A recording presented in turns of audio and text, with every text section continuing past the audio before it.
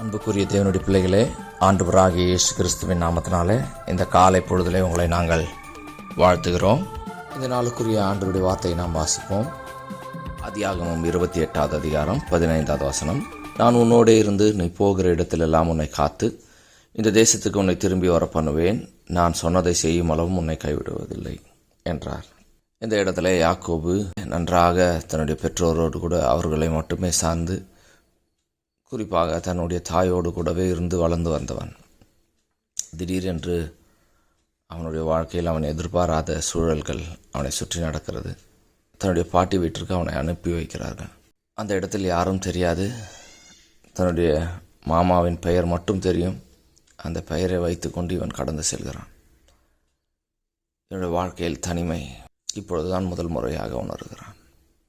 நம்முடைய வாழ்க்கையிலே சில சமயத்தில் ஆண்டவர் தனிமையை அனுமதிக்கும் போது, சில சமயத்தில் நம்முடைய அன்புக்குரியவர்களை விட்டு பிரிந்து தனிமையில் இருக்கக்கூடிய ஒரு சூழல்கள் வரும்பொழுது அது நமக்கு வலிகளையும் வேதனைகளையும் பயத்தையும் நமக்கு கொடுக்கிறது.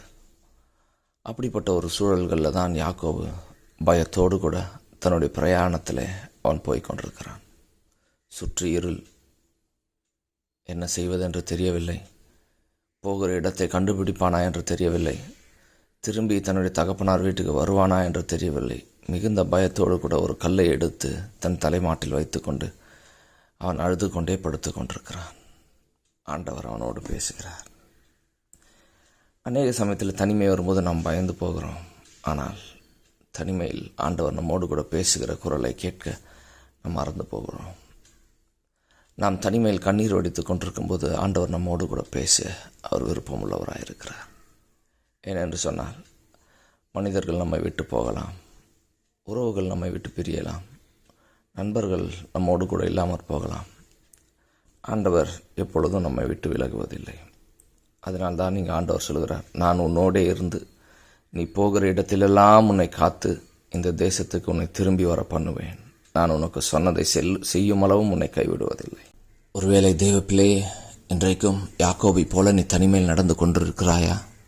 தகப்பனை இழந்து, தாயை இழந்து, அல்லது கணவனை இழந்து, மனைவியை இழந்து, அல்லது உன்னை விட்டு பிரிந்து நீ தனிமையில் தவித்து கொண்டிருக்கிறாயா? தேவ பிள்ளையே, ஆண்டவர் இருக்கிறார்.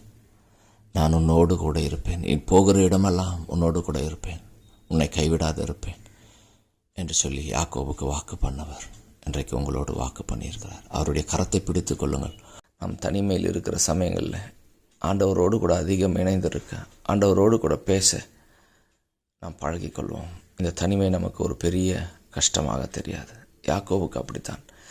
இவன் தனியாக இருந்த இந்த சமயத்தில் ஆண்டவர் அவனோடு கூட பேச ஆரம்பித்தார். அதன் பிறகு ஆண்டவரை பிடித்து கொண்டான். இவன் எப்பொழுதெல்லாம் வாழ்க்கையில் கஷ்டம் வருகிறதோ ஆண்டவரை நோக்கி கதற ஆரம்பிப்பான். ஆண்டவரனுடைய வாழ்க்கையை மாற்றி ஆசீர்வாதமாக மாற்றினார். உங்களையும் மாற்றுவார். கர்த்தர் தாமே உங்களை ஆசீர்வதிப்பாராக. ஆமென்.